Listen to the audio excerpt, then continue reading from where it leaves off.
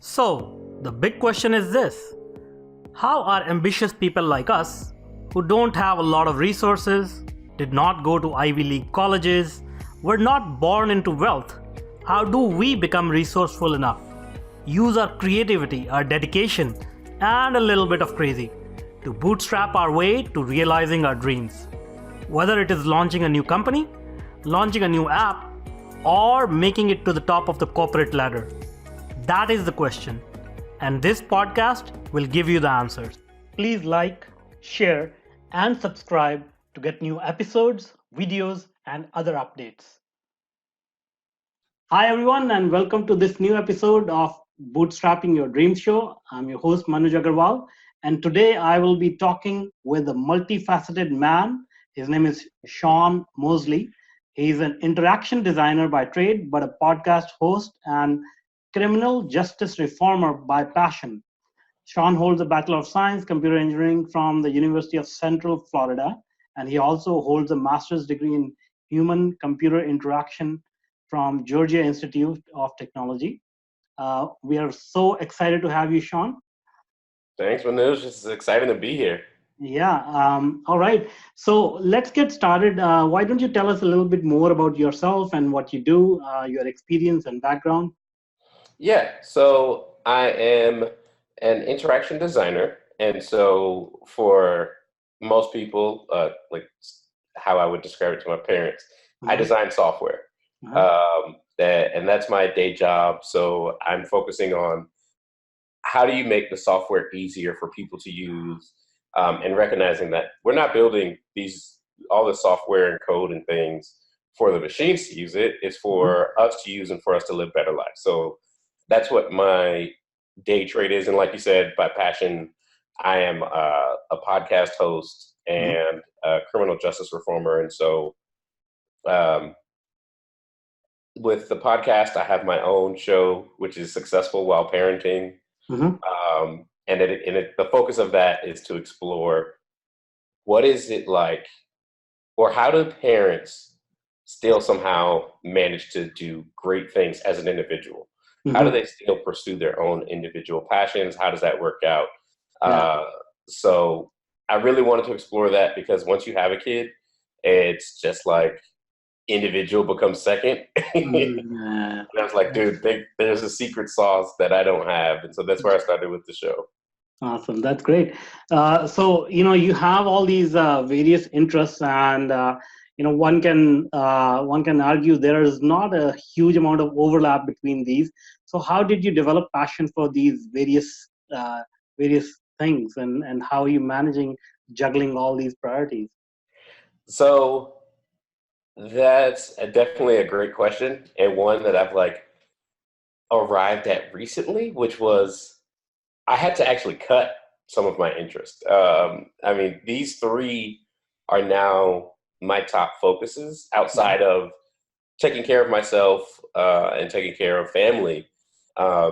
My three personal interests are design, podcasting, and criminal justice reform. If it doesn't fit in those three, I've had to drop it. And some of the ones I've had to drop are gardening and rapping. Like I had an interest in rapping, and I was like, I've always been interested in poetry and had a huge, I have a huge affinity for music. But I had to look at it and say, which of these passions are going to bring me the most joy and are going to be the most fulfilling to me? And so I had to make those decisions to cut out the ones where it's like, all right, well, I can do a garden part-time, but I'm not going to be the best damn gardener I've ever could be. Like I had to make that trade-off. And so for design, I got into it starting off as a coder. And I was like, I wanted to bring back the human element and really understand who I was building code for. And so then I got into design. And with criminal justice reform, it started off as I was volunteering with part of my fraternity. And it was it was down in Atlanta at the Fulton Juvenile Justice Center. And on the weekends, we would mentor young Black youth, or maybe not necessarily just young Black, but but young youth that entered into the juvenile system. And the reason I did call out the young Black is the fact of, for most kids, once you get into incarceration, or for young Black men, once you get into incarceration, it's a pipeline that just Yeah. feeds from the juvenile justice system into adult jail, and it's a continuous cycle. So I got in there and learned about it, and I said to myself, look, rather than just complaining about how bad things are and how some people are just so unfortunate, I'm going to do something to change it. And one book that really lit the fire in me is The New Jim Crow by Michelle Alexander. And it's a fantastic book highlighting the war on drugs and mass incarceration in the current age. And so, and so that sparked me into that. And like I mentioned for the podcast, that was kind of I have a kid and I still have other interest. There's got to be a way. I can relate to that for sure. I mean, I have two kids, and definitely once you have kids, your life takes a second role in the family's life. But I want to talk about the prison reform, this passion that you have. So it almost feels like this is a community service you're providing. Like you're doing it with no expectation of anything coming back to you, right? Like so is that correct? Yeah, I would say it's not with the intent of a personal gain or a direct gain. It's more of a helping the community do better. Yeah. So, the satisfaction you get by helping community and helping others and giving your time, how does that play into your overall life quality and your entrepreneurial journey? So for me, it feeds everything into it, because I've read the book, The One Thing. Are you familiar with it? Yeah. Okay. Evans' book? Evans, you said? Yeah. Is it written by Evan Carmichael or? No, it's Gary Keller, I believe. Okay. It's something, I think it's Keller. Okay, maybe it's a different book then. But the whole thing is that we draw our life down to one primary goal and purpose. And for me, it was the fact of, I need to be able to share the wealth of my privilege. And what that means is the fact that I've been born into a middle-class family in America. Although I'm not perfect and set ahead, I do have a lot of advantages that a lot of other people don't have the chance to. And so I've wanted to share that, and that's been my life goal. And what I've recognized, like my purpose is, what I bring it all back to, my purpose is helping out and sharing out the wealth of the privilege that I have. And so, so this criminal justice reform lines up right with it. And that's awesome. We have audience worldwide, so I just want to mention in US there is this ongoing issue of incarceration of people, of criminals, and proportionally speaking, US has the most people in jail as compared to the population that the country has. So it's a big problem, and that's what Shaun is talking about. And Shaun, I completely agree with you. Giving and helping the community, it actually comes back, maybe not in monetary terms, but in terms of your personal satisfaction and your vigor and your happiness. And I have experienced the same. When I give, I get that satisfaction, and sooner or later, in many ways, it comes back tenfold. Yeah. And I'll also be honest and say, I heard it on another podcast that was talking about giving back to poor communities and helping them get up. And I was tackling white supremacy by Tim Wise, and he was saying, honestly, a lot of it is selfish. I'm also tackling this so that the world will be a better place for my kids to enjoy. And it's also something that it's like, if I lift up my community, that means everybody around me will enjoy it, including my kids. So, Yeah. I mean, I guess you could say it's also part selfish. Yeah. No, I mean, well, I mean, it's not selfish, but yeah, I mean, in a way it is.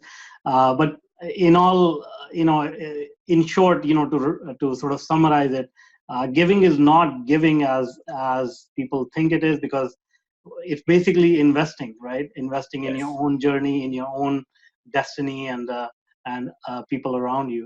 And yeah, it's a wonderful thing. All right, coming back to a little bit more sort of tactical topic about design. So tell me how important this is for a tech entrepreneur to take into consideration this concept of design, how much time they should spend on this, how much resources they should spend on it when they're launching their company. So, design, I would say, and I mean, this is my super biased opinion. Yeah. I would say design is super important for the fact that at the end of the day, no matter what your product or service is, Mm-hmm. it's meant to serve people. And design is about figuring out what are the actual problems that people have and they're trying to solve.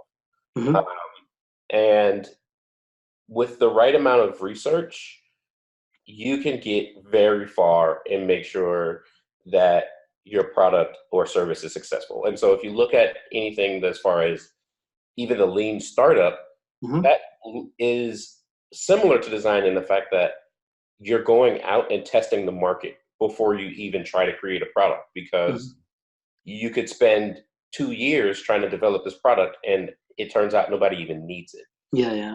So the main thing with design is if you put that cart, or if you put that at the front of the cart and you make design the horse that will pull your product or service, Yeah. definitely flourish, because you're going to go and figure out where the people are, what they need, and then you'll be able to actually know how to meet them there. Sure.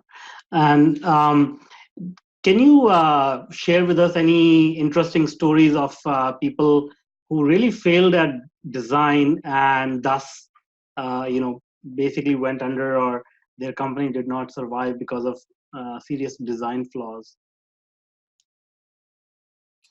That's a good question.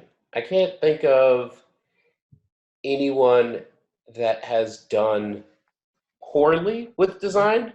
Mhm. I mean, I think by nature, Yeah. we're going to avoid the ones that are not well designed. But Mhm. what I could say is a company that has changed and gone pretty much about face because Mhm. of design is Microsoft.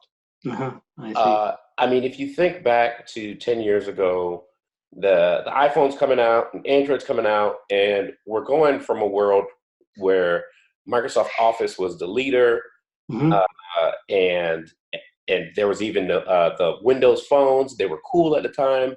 Yeah. That started to get outpaced, and everything Microsoft was secondary.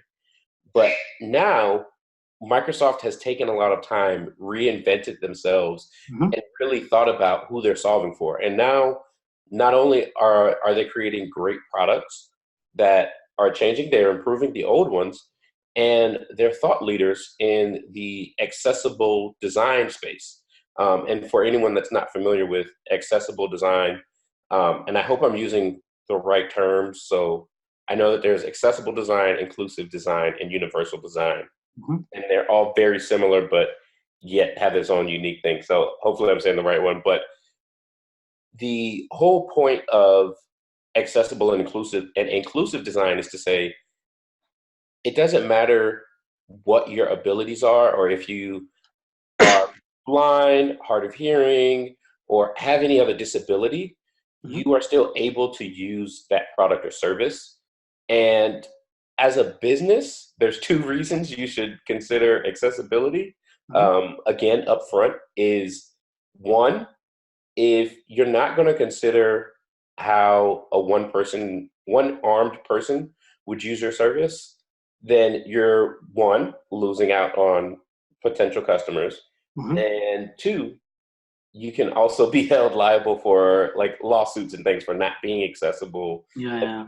ADA compliant. So, I mean, just looking at Microsoft again, turning the ship completely about face to go out and go from being the laughing stock of what bad software was to now being a thought leader in the design space is kind of, it shows their worth.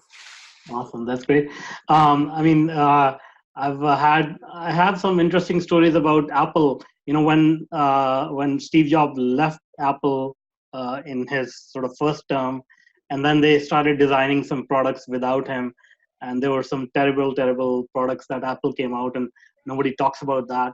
But then, you know, in I think '95, Steve Jobs came back, and then I think he launched iMac as his first product, which was a good success. Those are interesting stories.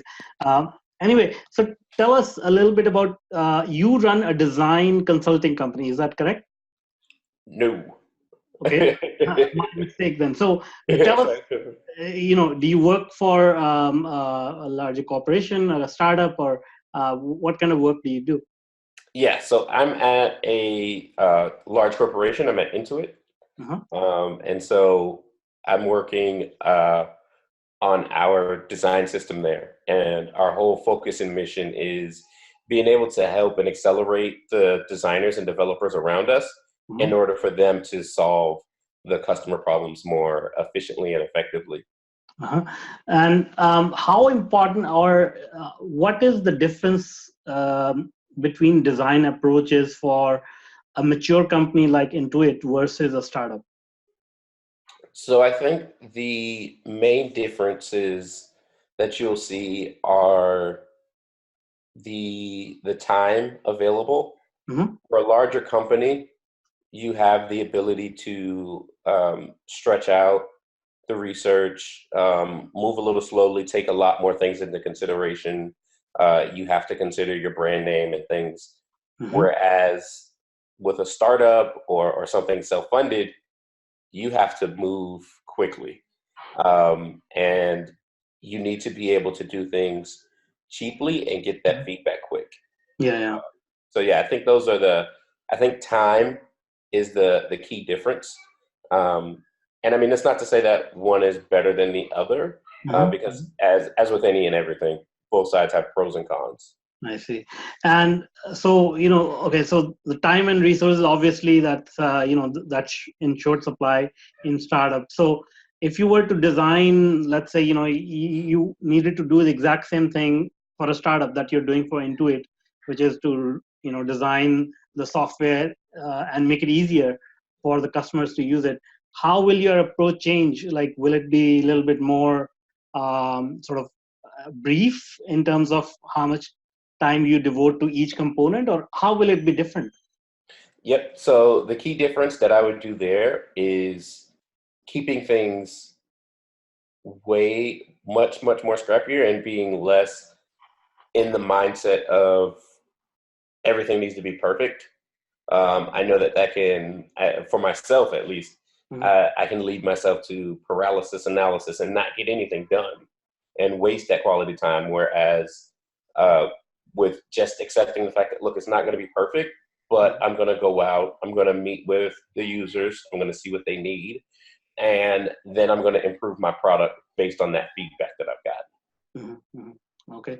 And you know, there's a lot of sort of, you know, I think, in my opinion, there are a lot of misconceptions about what design is.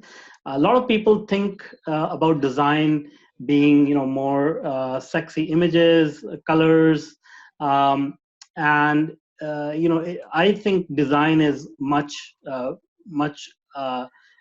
bigger, and it should be taken into a larger context. So, what do you think about that? Like, what do you define design as? Absolutely. So it is way more than just a visual aesthetics. The thing that I've come to grips with recently is recognizing if you look at the term designer, it can be used anywhere. You can be a landscape designer. You can be a party designer. And so a word that, like you said, has such a strong meaning, it can be so confusing, and I mean, I don't want to disrespect anyone else's craft, Yeah. but it can become watered down.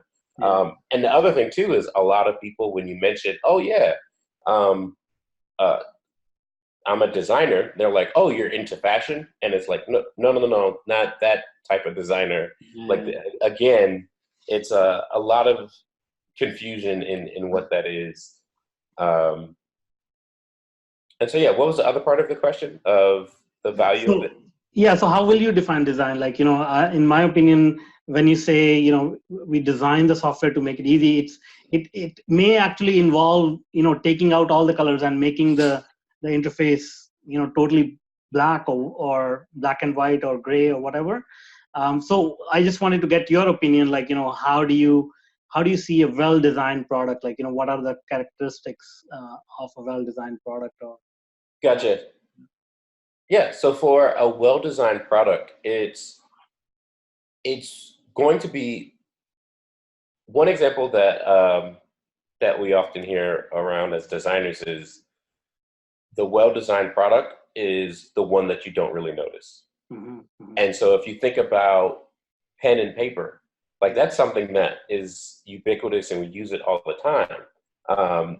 And it's been around for so long, so it's been improved. We don't have the ink in one spot and then a quill in the other side, and have, like a lot of these things are now synchronized. Yeah. Um, and another good example, which I don't have, I've envied and I've wanted to get, but I'm in a rental, so I haven't gotten it. But it's the Nest home thermostat, Yeah. which Yeah. is something that you can set it and not think about it after, like forever a while.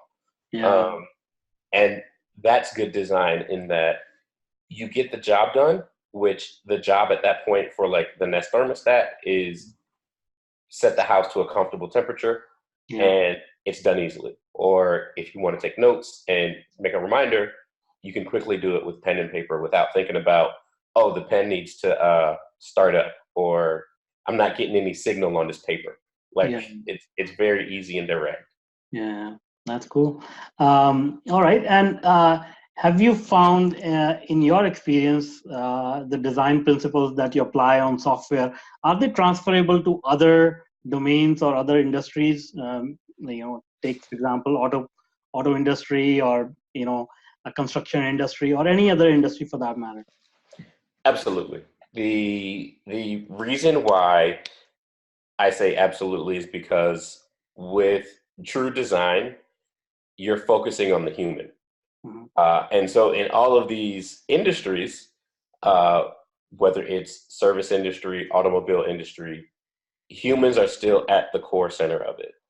And by being able to think of the people involved and what they want and how you can deliver delight, Mhm. it really opens up a lot of opportunities to see, to meet that and provide it and take it to the next level. And once you've exceeded someone's expectations, that leaves such a much more positive imprint. And they are way more likely to come back and say, wow, I want to go back to that business over there.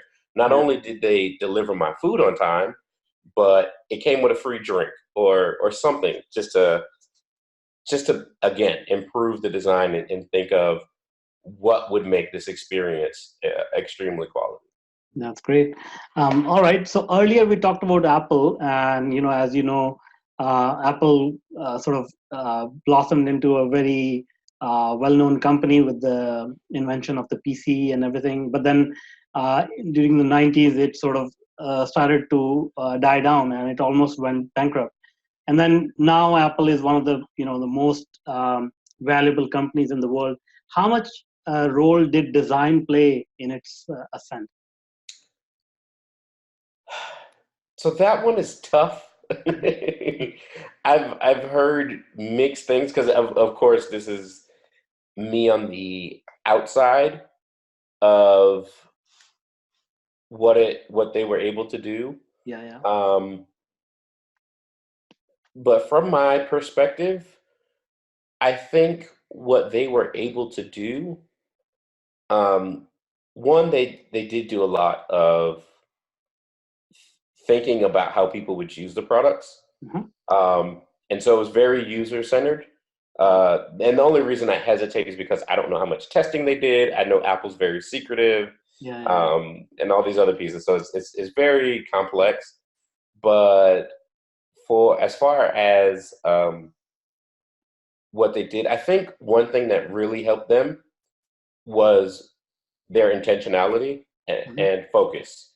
One of the things that was famous about Steve Jobs coming back was him cutting out so many different products and saying, no, we're not going to be distracted doing this, and this. We are going to focus and start nailing home and truly delivering an excellent experience when you use this. And so I think, I don't know what they did for design. So I can't really speak to that, but it's definitely that intentional focus and that uh, laser vision is what I think has led them to such massive success. Yeah, that's a very interesting observation. So, you know, again, I think this was my misconception as well, and I'm sure a lot of people think that way. The design, in my opinion, was focused on the software, but I think you rightly pointed out that the design should be actually focused on the human who is going to use it, and then work backwards and implement all the bells and whistles that need to go into the software to match that expectation. Exactly. And as any designer will tell you, it's a cyclic cycle of what do users want? Let's build it. Let's test it. See how they like it. Let's ship it. All right. Now, what do users want on that? And you just keep going and over around. Design is never done. Awesome. Can you share with us any specific design that you're proud of and that was very well received by the users? That is a good question. So I'd probably say one that I'm particularly proud of was a multimodal experience. Uh-huh. And I will explain. Yeah. um, so it's a multimodal experience was the fact that, and it's a multimodal experience is one where you're using multiple modes of input. And then for our case, it was using your voice as well as using a touchscreen. Okay. And what happened was you would call into an IVR or the computer that you would talk to on the phone, and we would say, hey, we know that you want to send your car in for a repair. In order to help expedite this process, can we send you a text and start this new journey? Yeah. And so we'd send you a text with the link, and you'd click it and open it up. And while you're on the website, you're able to still use your voice with it. I see. And being able to add in, because we all know using the IVR sometimes are painful, whether it doesn't understand you appropriately or whether it's painful waiting for it to go through that list of numbers before you get to the actual thing that you want. But with this, it was able to communicate so much and still be able to use your voice to do a few things. And so that was a very fun project. And I was glad being a part of the design of that. That's great. It sounds very intriguing, like very innovative idea. Yeah, thanks. That's great. All right. Thank you so much for sharing all your wisdom and knowledge with us about design. I think a lot of people got a lot of value out of this. Now, before I let you go, can you tell us once again a little bit about your podcast, about your website, and how people can reach you whether you are able to help them on any design-related questions or projects? Yeah, absolutely. So for my personal information, you can go to shaunmosley.com, and you can reach me there. I should have my email available for you to reach me. If not, you can email hello@shaunmosley.com, and I'll get it and respond as quick as I can. And for my podcast, it's about being successful while parenting, and I'm trying to explore all of the different ways that people are able to be successful as an individual, even as they are a parent. All right, great. Thank you so much, Shaun. This was a fun interview. Do come back again sometime. All right. Thanks, Manuj. Thanks for having me. So, again, I'm Manuj Aggarwal, and thanks a lot for joining us on Bootstrapping Your Dreams show. And now, if you are an existing or an aspiring technology entrepreneur, then I invite you to check out my new online workshop, Bootstrapping Your Tech Startup Dreams. Go to go.tetranoodle.com/boot-podcast and sign up for free. I want to make sure more successful and sound decisions are made every day in your tech projects. Let's start finding solutions to your problems. So go to go.tetranoodle.com/boot-podcast and I look forward to helping you with your tech startup.